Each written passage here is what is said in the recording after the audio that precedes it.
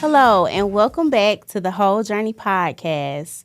We're in season 2, moving right along, and this is episode 3. And Episode 2. Is episode it 3? 3. It's 3. 3? Yes. Okay, 3. Yep. 3 already. And this episode, I need to go back to the title because Tanisha dropped this one on us, and I was like, ooh. I was Journey too. to self-love. Yes, yes. Journey to self-love, lessons from our 20s. And so, I don't know. I guess our listener base is, we have some 20-year-olds and probably some 30-year-olds who still trying to process their 20s. Because I feel like if you don't ever process it, you still, deal with it. Sometimes it might come up. Oh, you want to tell them why we all in black and white? We did not, well, I guess I would say we did not plan this, but we did plan this. We all went to an event and the theme was black and white. So y'all, that's why we all have on black and white today. We're not promoting Beetlejuice. No. So, is there any particular place you want to start, or are we we can start. lessons from our 20s, I guess?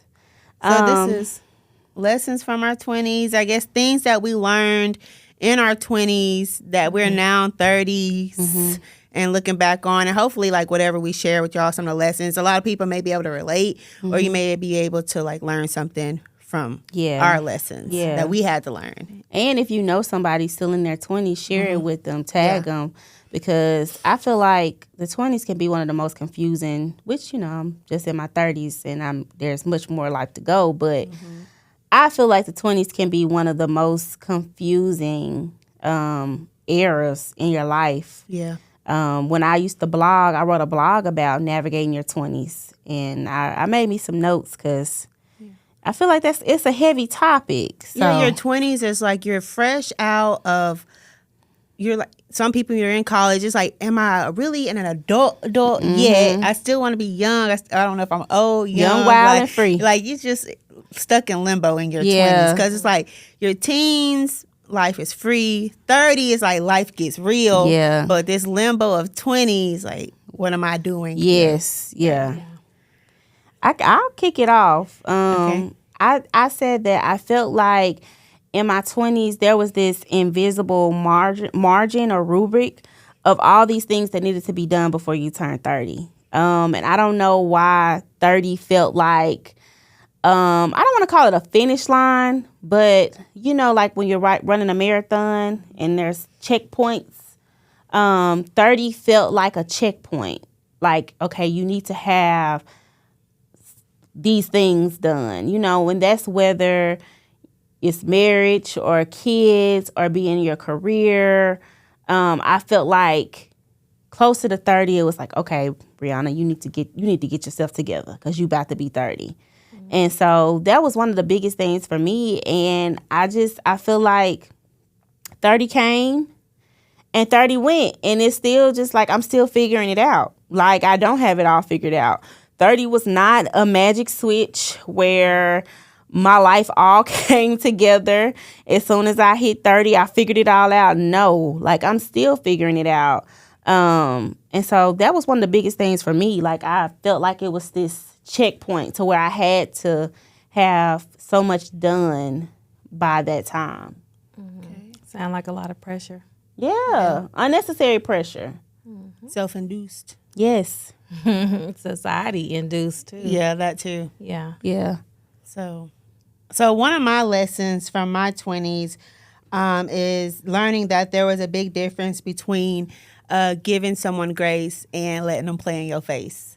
Ooh. Like, I struggle with that, with wanting to give people grace. And during my 20s, I was doing a lot of self-finding and learning a lot about myself, and, like, we all just trying to figure it out. So in my 20s, it was like we all trying to figure it out. Give people grace.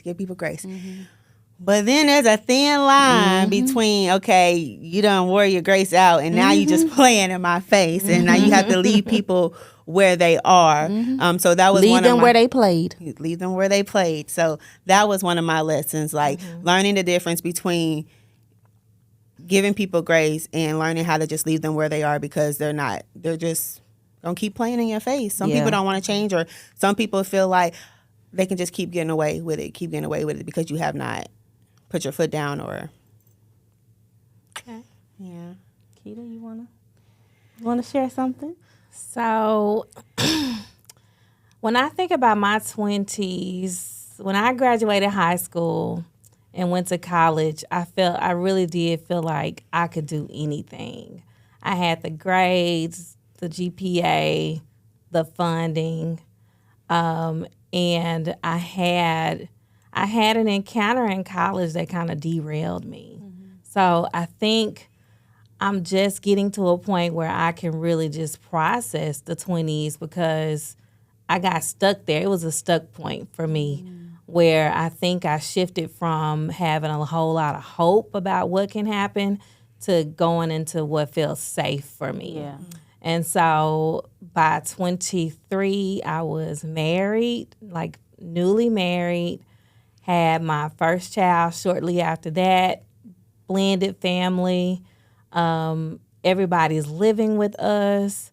It was, it was a lot. It was a lot that was happening.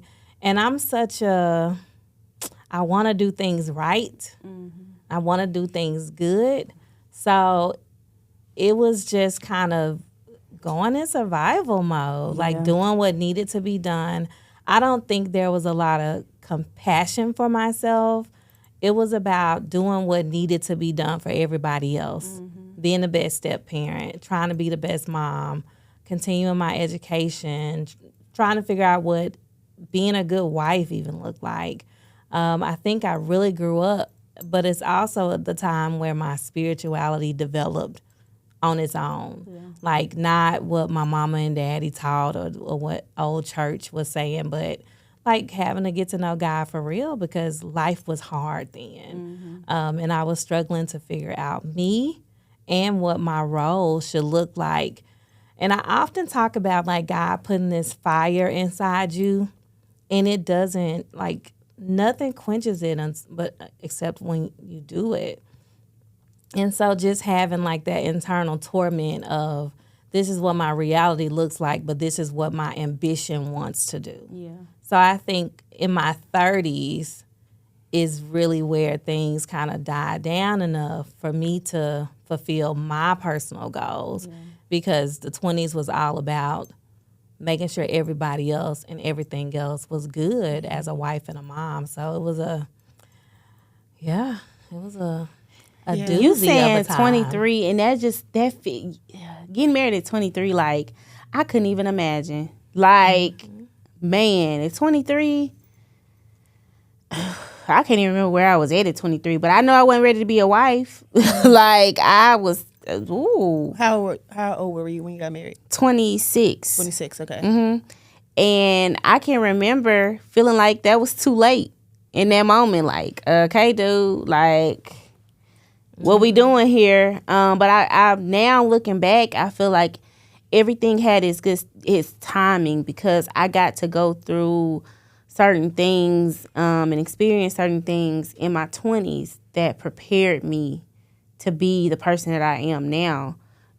Even with having kids, that was one of my big things. Like, okay, dude, like my biological time clock, and just kind of listening to the doctors, because, you think like when you after 30, it gets harder to have kids. But I see people, my mama had me in her late 30s, so, but you don't think about that in the moment. Everything, like I said, it's like okay, I got to rush and get everything done before 30.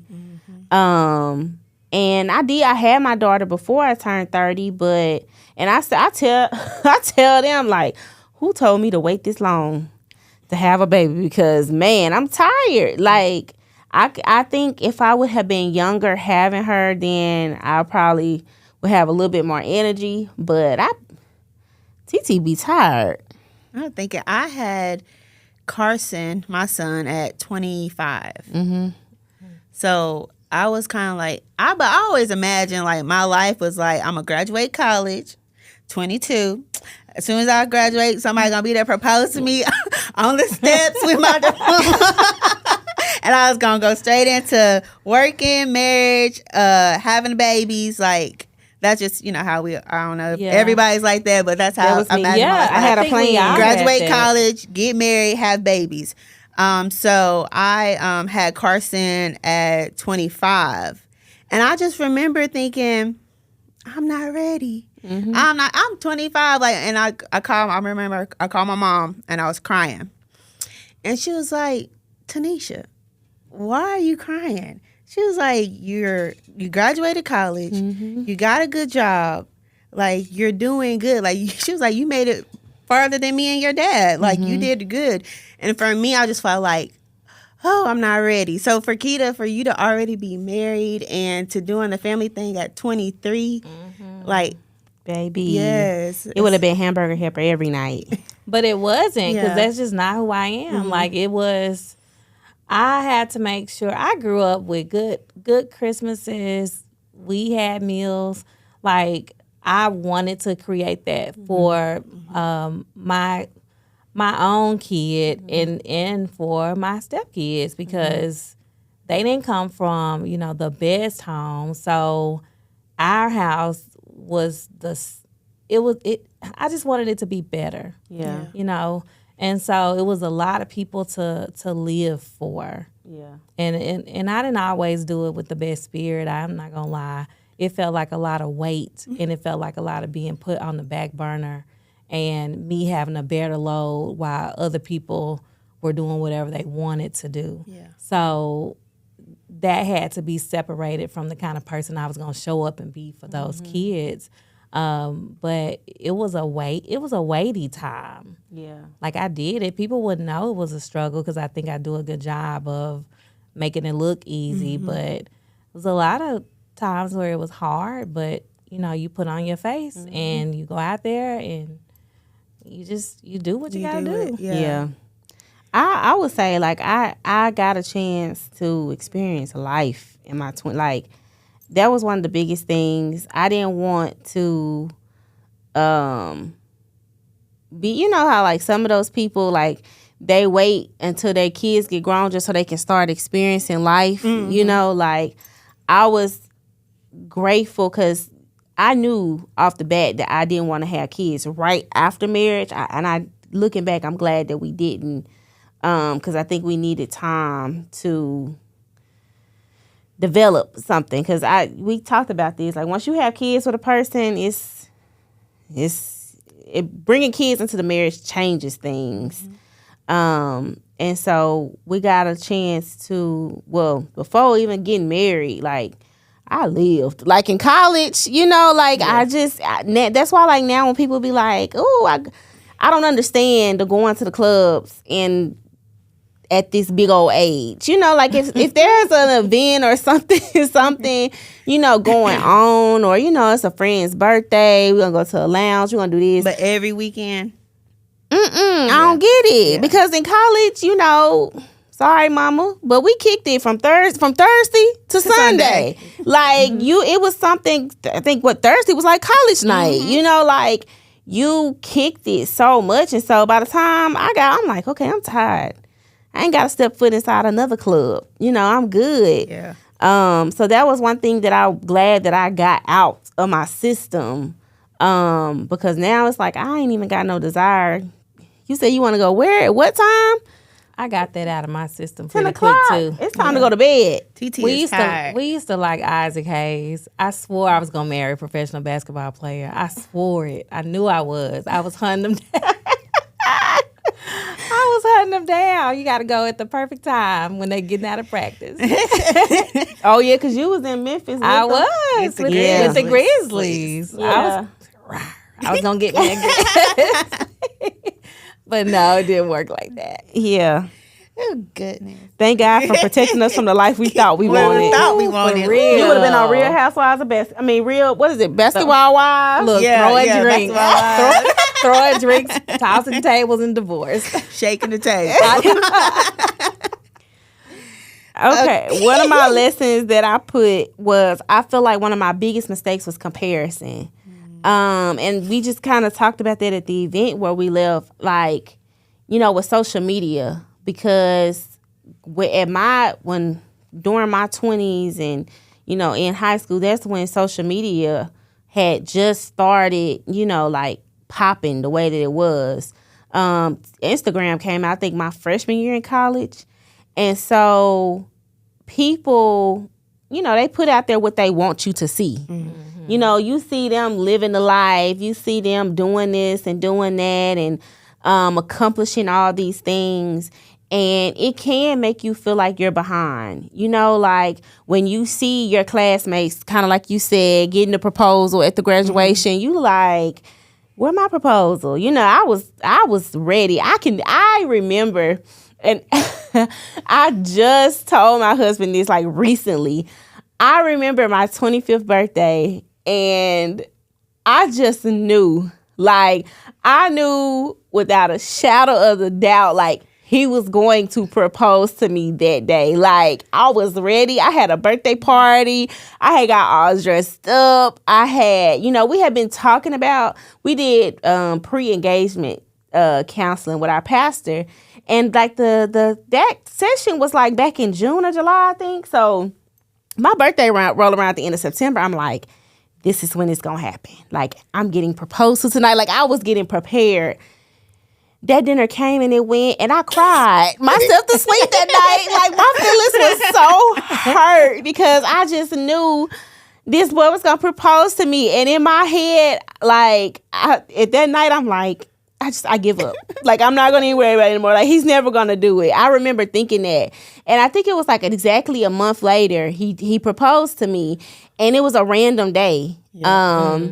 And I'm glad that he did it the way he did because, like, it's its own special day. But I can remember just, I don't know why I felt like 25, like, it's happening. This is it. This is the birthday. He's gonna pop the question, like, and I was so disappointed. But it wasn't, what I had to deal with is I wasn't even really just trying to get married for me. Like, I think I was trying to keep up with society and what, I saw my classmates getting married and friends and stuff like that. Like, it wasn't even really about me and him. And I'm putting this unnecessary pressure on him. And if you know him, he gonna buck the system. He gonna do what he want to do when he get ready to do it. So he probably knew that I secretly, just knew it and did it. Like, ain't nobody gonna make me do nothing I don't want to do.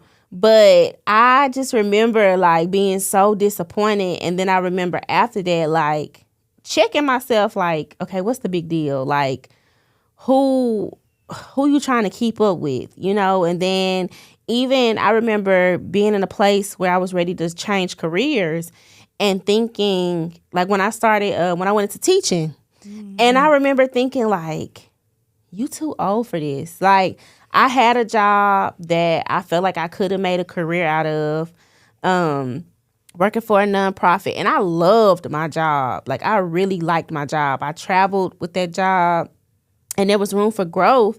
Thankfully, I left because they ended up changing ownership. But I remember wanting to teach. And I remember one of the things holding me back was like, you are too old to be switching careers. Like, most people who are teachers, they've been teachers. Been doing it since they first got out of school. Yeah. And I'm like, but then once again, it's like, who are you comparing yourself to? Like, even if you decide at 35 you want to pursue your dream to become a teacher, that's okay. Like, there is no golden standard or prize for having something done by a certain amount of time. And then I remember buying a house. Like, that was the next big thing. Like, I just felt so pressured to have a house by a certain time. Like, and I know, like, deep down, it's comparison. Like, you comparing yourself to people, like you said, like, you go to college, you get married, you have the kids, and let my therapist tell it, because I ain't saying I agree with her. Like, I still have this, this perception of what life should look like. Yeah. Like all the check marks. Yeah, I think that's the biggest lesson of my 20s Like whatever you had planned, be ready for that to be derailed, and be Yeah. okay that it can. You're trading it for something better. You may not see that while it's happening, but I wouldn't have it any other way. I wouldn't have any other husband. I wouldn't have any other like the child raising experience because we made memories back then. I remember just like Santa Claus was coming. Yeah. And all the things that we did to create these traditions for our kids that they remember to this day. Yeah. Big grown kids, like big grown kids. They like this stuff.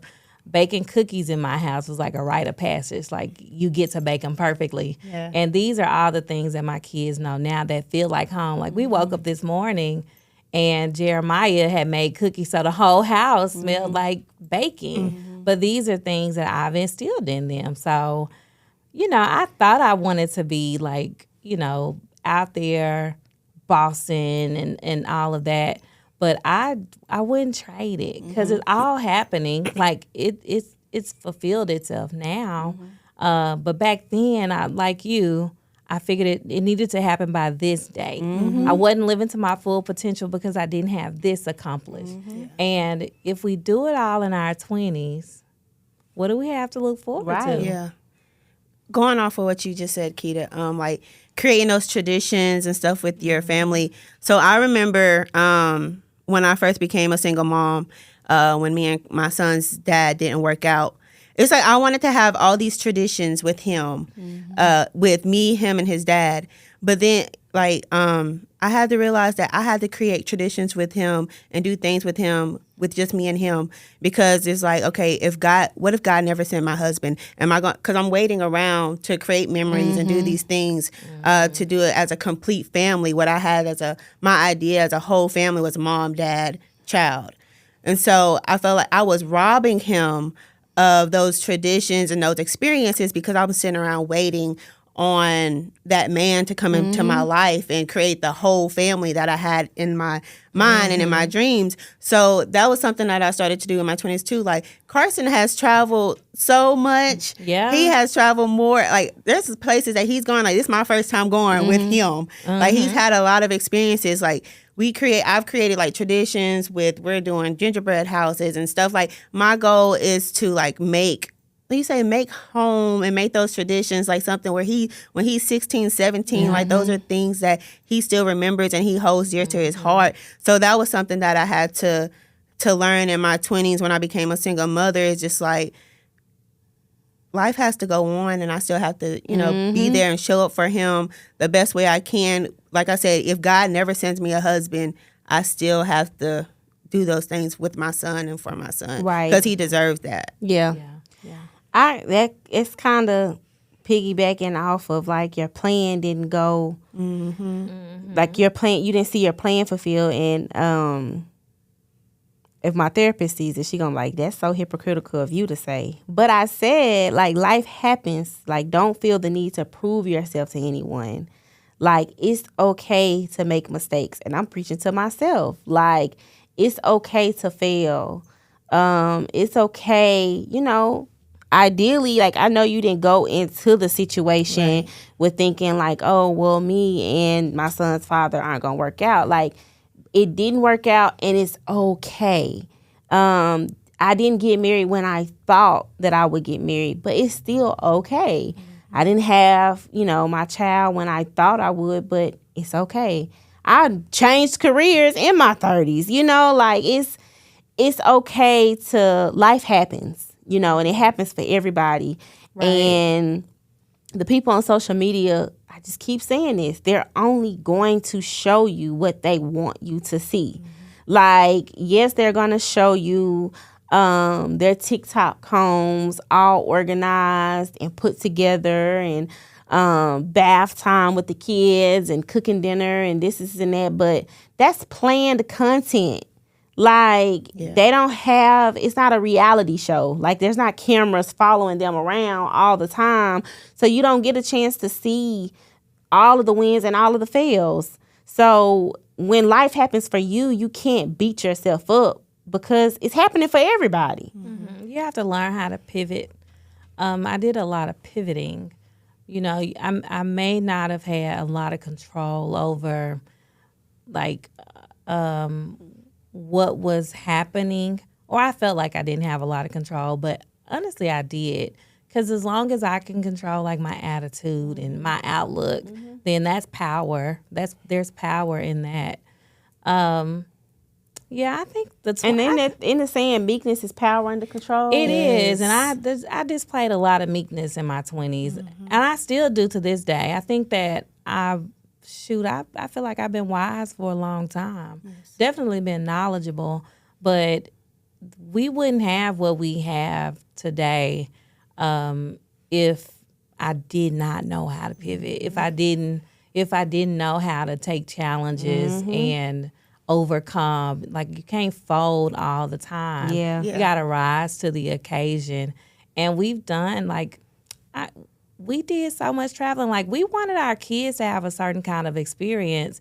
So in that regard, we came together and we made stuff happen for them. Like, we got in on the experiences too, like traveling outside of the country and things that we wanted them to be able to say that they've done. Like, we did those things. Took a lot of sacrifice, but it worked out.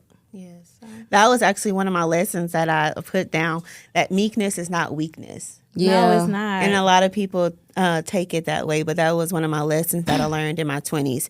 Also, people pleasing does not make people like you. I saw that post this week. I think it was like the more something. It was to the effect like doing more for people doesn't make them like you anymore. I feel like it makes them like you less and respect you less. Yeah. So that was like, and that goes back to some other things. I'm the eldest daughter.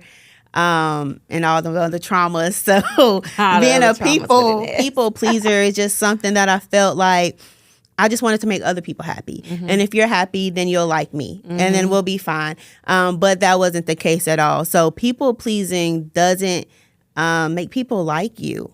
And another thing was like with people pleasing, the like that I thought I was getting from people came with contingencies. Yeah. Like, as soon as I say no or I don't do what you want me to do, then I'm the bad person. And so that's something that I had to learn is like, and also just doing stuff for me. Yeah. Like saying no. No is a sentence. And a lot of times I felt the need to explain myself because I didn't want people to think I was being mean. If I didn't really want to do something, I would never just say no. And so that was something I had to learn too. But that all goes into people pleasing and wanting people to be happy and wanting people to like you. And so, but it's like, they like me, but I didn't like me. Yeah. Yes, all that compromising. Yes, all the compromising. And I can't blame them because they didn't make me do it. I did it to myself. You gave them permission to treat you that way.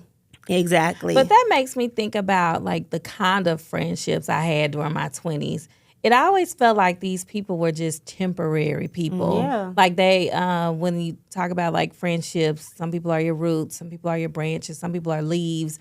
I feel like I had a lot of leaves during that time, but I think it was because people were there. Like a lot of transitions were happening. Leaving college, so you leave that group of friends. Yeah. Moving into like, just dating, that lends itself to a group of people. Becoming married, we're really thinning out now. Yeah. So, and being in a blended family.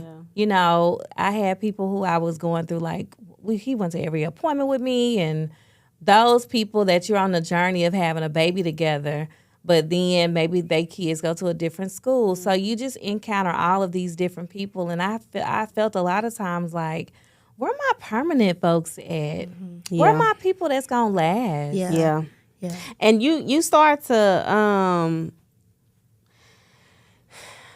I don't know, like, I don't know the word I'm looking for, but you start to blame yourself for other people. Like, you have people that be like, oh, well, me and my childhood friend, we've been friends for 25 years, and I do have childhood friends. Like, I have some childhood friends that we'll be there to support each other. If your kid is doing this, we're going to support. If it's, a wedding, a baby shower. We may not talk every single day, but we have been there through all life's biggest moments. But I went through a season of feeling like I didn't have like my own friend. Like, like I didn't have, you would be in friend groups, but you don't have a friend. And you start to internalize that. I guess that's the word I was looking for. Like, well, what's wrong with me? And really friendships are not truly made until they're tested. Like until you go through something, like it's easy to be a friend when life is up. Yeah. But I feel like true friendships show themselves when you are going through those valley moments, and it's the people that you would expect to be there that aren't. And that's what reveals to you like, oh, this is who my true friend is. Because I went through that too. Like, people you just knew that you was going to do life with. Yeah. And it hurts. Yeah. I mean, It's we've a talked lot, about this yeah. before. Like friendship breakups hurt, or even they don't have to be like an official breakup, but like to see people how you just slowly The divide distance, yeah, and just the it just goes distance longer coming. and longer without talking, without seeing each other. And then one day you look back like I ain't talked to her in like 2 years, 3 years. And it's like, dang, like this is a person that I used to talk to every day. Or this is Yeah. a person that I really thought, like I had you on my list to be my bridesmaid, and I don't even know you anymore. Right. So that hurts. It hurts. I can't But that relate. goes into I won't say I can't relate, but I can't. I know what you're saying. I Yeah. feel what you're saying, but I feel like for me, like people who I'm like, because I'm loyal to a fault. Like I will ride with people. Like that's me. Like I stopped saying ride or die because we ain't dying. We riding. Like I will ride with my people till the wheels fall off. Like that loyalty is everything to me. So I feel like when I'm no longer friends with a person, it's for a reason. Like it's for, and for me, it's most of the time it's for like you showed me something, like it's not, now I have people that I still consider friends, but we don't talk every day. We are on different paths, but like to say like, oh, it's beef between me and a person, for one, it ain't beef. You may have beef. I don't probably care, but if we not friends like that, it's for a reason. Yeah. Like you showed me something, that I felt like. But I feel like sometimes life gets to, like I said, they're not like just breakups where you fall Yeah. apart, but it's just life gets busy. Things Yeah. start happening, and people you don't like. We've talked about how, let's say in your I think circle, yeah, like I how think you like for me, moving from Memphis back Yeah. to Pine Bluff, I've lost connection with those people just because we don't do the same things Yeah. day to day. Yeah.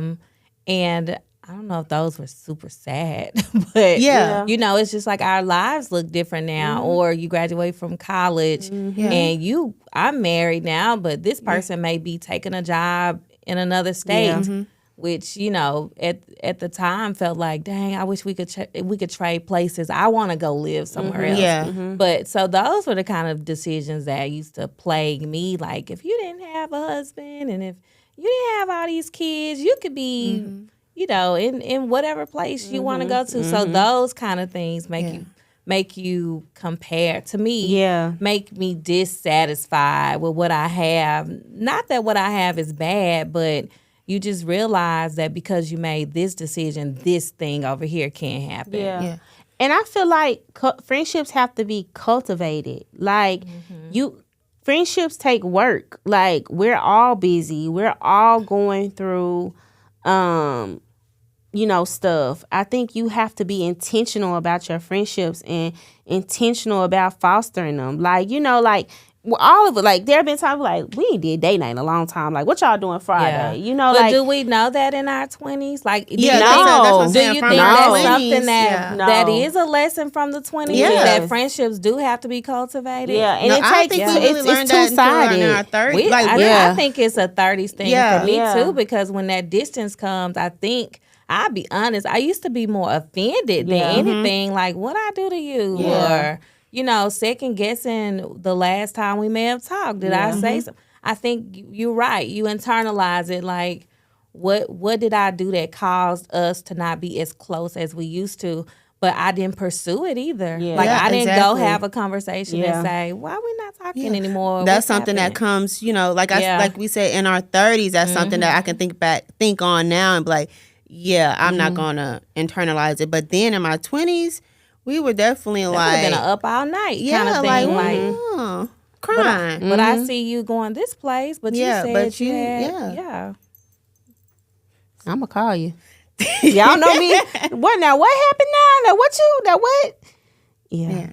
But I was gonna say like proximity, like we were talking about that. Yeah, Our college friends, we saw them every day at school. But like now that we've all graduated, we're going different places. We're not in the same city. Some not in the same country. There's not beef, but we're not that close to each other anymore. So it's like, yeah, I might see you. I'll check in on you. I see you on Facebook. I like your stuff and stuff like that.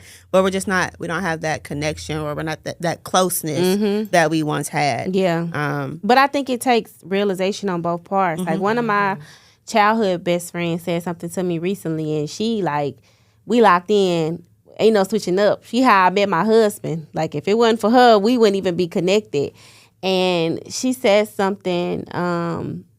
One day I had posted on Instagram, I was like, don't forget to check on your strong friends, because I think that's something that people often forget to do. Like you're so used to people being strong and just figuring it out that those are the people that you forget to say, hey, are you okay? Is everything, like, what's going on? Like, because they mask it so well.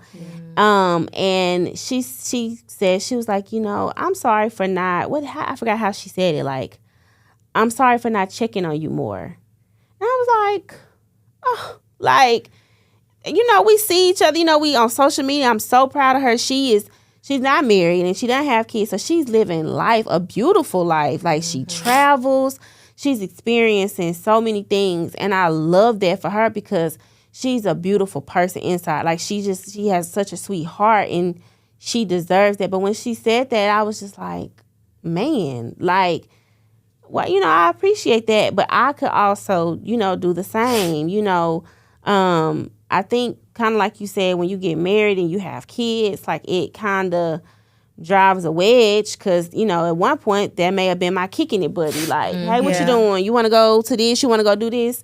And then we can't do that anymore, but you have to be intentional about, I be telling finding you, other ways you got telepathic energy, be like, how's your day today? Or I forgot you asked me one day. Okay? Are you okay today? And I'm like, no, I'm not. How did you know? Like, you have to be intentional about your friendships. Yeah, I agree. And it can start in your 20s. It can start in your 20s. You can do, I feel like we're probably more selfish in our 20s. Yeah. More not as level-headed. So if there are some 20-year-olds watching this, you can absolutely start it now. You don't have to wait until your 30s. Just because it was a mistake we made doesn't mean, it's not something you can do different. Like, you can start now being intentional about your friendships and thank your friends for being your friends. Like, they don't have to be your friend. I thank you for being my friend. Like, nobody has to be your friend. It's a courtesy. And be thankful for that and be appreciative and tell people that you appreciate them. Show them. I think it's just being in tune, period. Like in tune with yourself. Yeah. Not going along so much because that's easy. Yeah. It's actually hard, but it keep people around. But also being attuned It's internally hard. Yeah, it is. But I also think being attuned to what's happening around you, not being so self-absorbed, will be helpful in maintaining those friendships. Yeah. I think that's the thing. We're more self-absorbed in our 20s. Yes, that's what I was actually going to say. Self-consumed, self-absorbed. Yeah. But like we've said in the beginning, your 20s are that transition period. Yeah. So They you are. have so many different things going on. You figuring yourself out. Like you're really just now being an adult and out on your own in your 20s. Like most of us graduate about 18, some 19. You know, you graduate high school and you're in college, and that 20s. I went to college at 17. 17. I Okay. did too. So I went at 18. Yeah. So 17, 18, and somebody might got held back 19.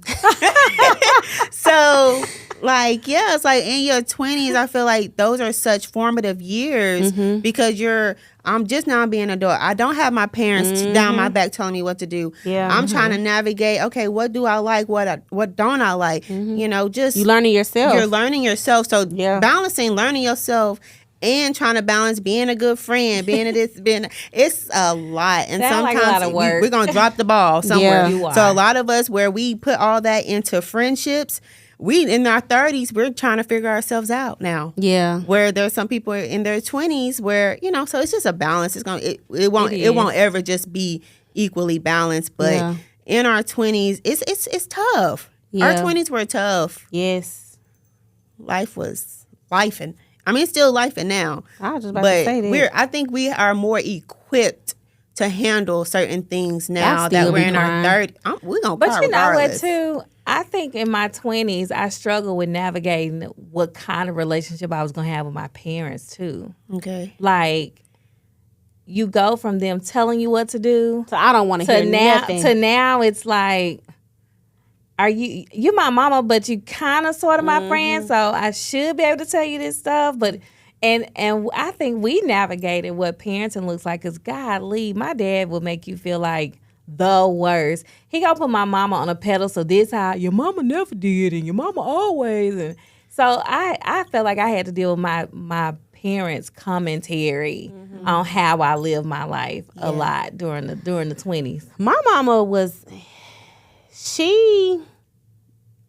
it was very, like, when I went left for college, it was like, but and it could be because it's like, you know, you go through that phase where like, oh, I can't wait to get grown. I can't wait to. And Took them deuces at my folks. she probably was like, go ahead. You know, Yeah, like, go hit your head a couple times.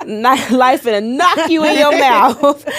But she wasn't very, like, she has never, my mom, now, like, later, I rely and still rely on her a lot more now. Like, younger 20s, you know, it's kind of like figuring it out. But my mom has never told me, like, what to do. Like, take this job, move here, do this. One thing about it, she gonna pray that we gonna stop everything we doing and pray right now. She don't care if you in the grocery store. Like, she don't believe in putting off prayer. And so she will, like, kind of help me weigh options. Like, well, did you think about this? Or did you, you know, but she has never told me, like, this is what you should do or shouldn't do. She let me do a lot of figuring it out on my own. My parents, so my mom is like the biggest cheerleader. She was like, you want to do this? Okay, you can do it. You want to do this? Okay. Your mama is. I love she's- your mama. Yeah, but like, I'll say this, like, my dad and my grandma, they think alike. And they are very like, this is how you do life. This is what this. So I had to be careful. This is something that I learned in my 20s about taking certain dreams and ideas to my my dad and my grandma because they would pick it apart. And I felt like they picked it apart because of their fear. Yeah. And I was doing things that they protection. never, So they thought they were protecting me, but I felt like it was their fear because they could never imagine doing some of the things that I was wanting to do because it's like you go to college, you get a job with benefits, good benefits, with a good salary and this and that. And it's like, well, what if I don't want to do that? Yeah. Like But my, that's how- like my daddy. Yeah. Just like my daddy. Yeah. So it's like, this is how you do life. And so I had, like I said, I had to be careful with taking certain things to them and understanding that sometimes even the people closest to us will unintentionally pour doubt into you because of their fear and their doubt. Yes. And it's not that they meant it maliciously, but it's Yeah. just their own, Their way of their protecting way. you. Yeah. I want to leave with this. I pulled an excerpt from the blog that I wrote about the 20s. And I said then, and I think, I was in my 20s when I wrote this, late 20s. But I said, I want to remind you of a couple things. Jesus didn't start his ministry until after 30. Oprah Winfrey's first talk show aired nationwide when she was 32. Jeff Bezos founded Amazon at the age of 31. Reid Hoffman, which I had never heard of him before, his first business was PayPal. His first business win was PayPal at the age of 31. And then he went on to co-found LinkedIn at the age of 35. What does that tell you? Great things still happen after 30. Like, I think that's the biggest lesson. If I could go back and tell myself anything, is great things still happen after 30. That's I think that was my overall lesson. Yeah. Mine is, you don't have to have it all figured out. Yeah. So, What's mine? Yeah. Oh, sacrifice then, celebrate later. Yeah. That's good.